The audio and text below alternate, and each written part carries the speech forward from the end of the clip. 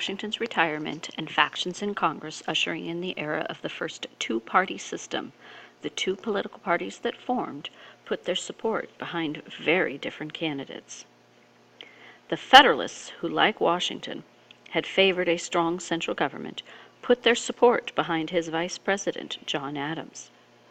The opposing faction, often called the Republicans, the Democratic Republicans, or even the Jeffersonians, Jeffersonian Democrats, or even Jeffersonian Republicans, emphasized states' rights and put their support behind Washington's former Secretary of State, Thomas Jefferson.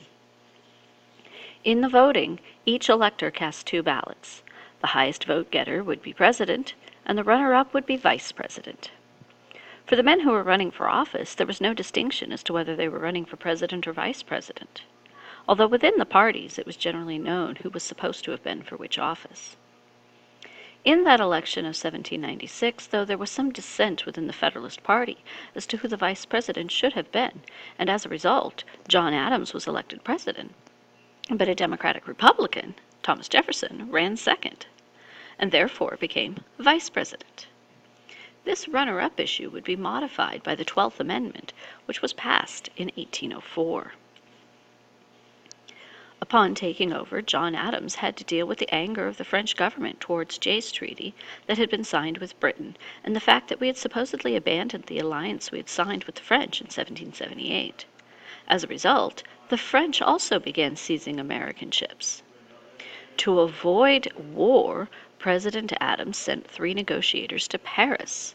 Upon arriving, 3 agents of Talleyrand, the French foreign minister, demanded the payments of bribes before negotiations even opened.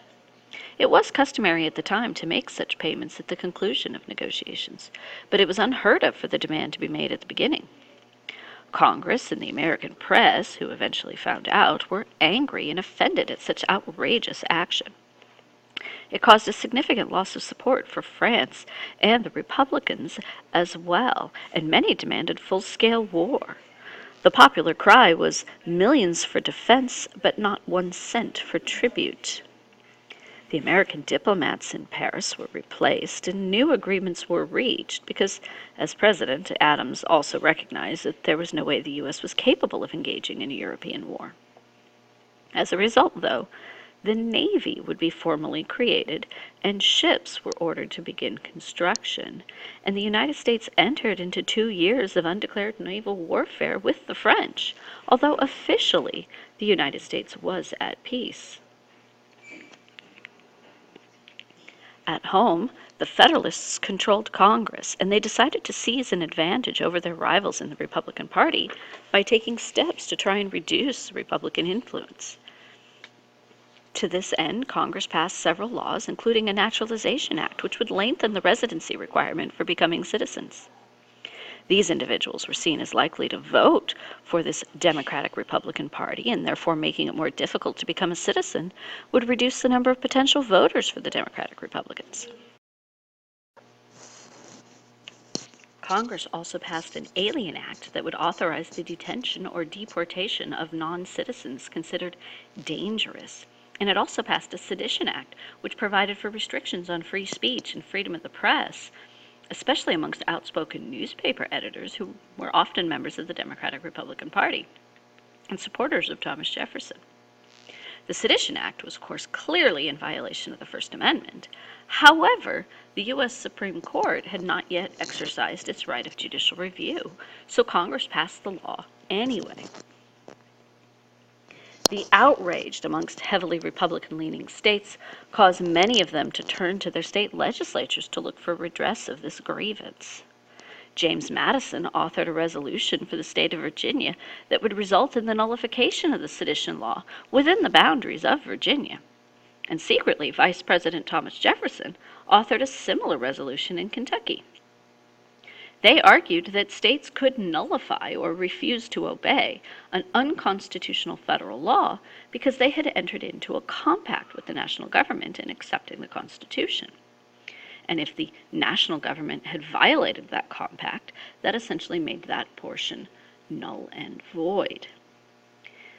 Although no other states joined in this protest, this theory of nullification and states' rights would set a precedent, particularly in the South, leading to various crises in both the 1820s and 1830s, and even ultimately to the Civil War. The crisis eventually ended for several reasons. Primarily, though, it's because the Federalist Party lost the election of 1800s, and the laws themselves were either repealed, not enforced, or allowed to expire.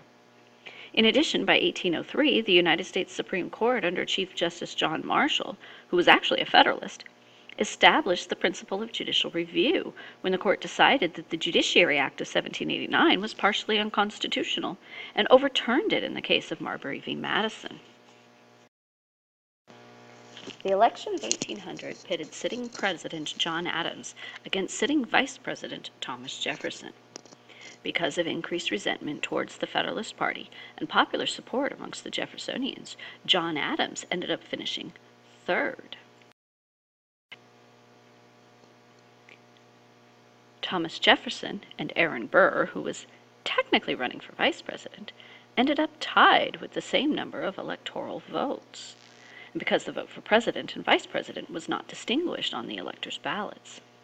As a result, the election would be thrown into the House of Representatives, who would decide the outcome of the election in the event of either a tie, as in this case, or of no electoral majority.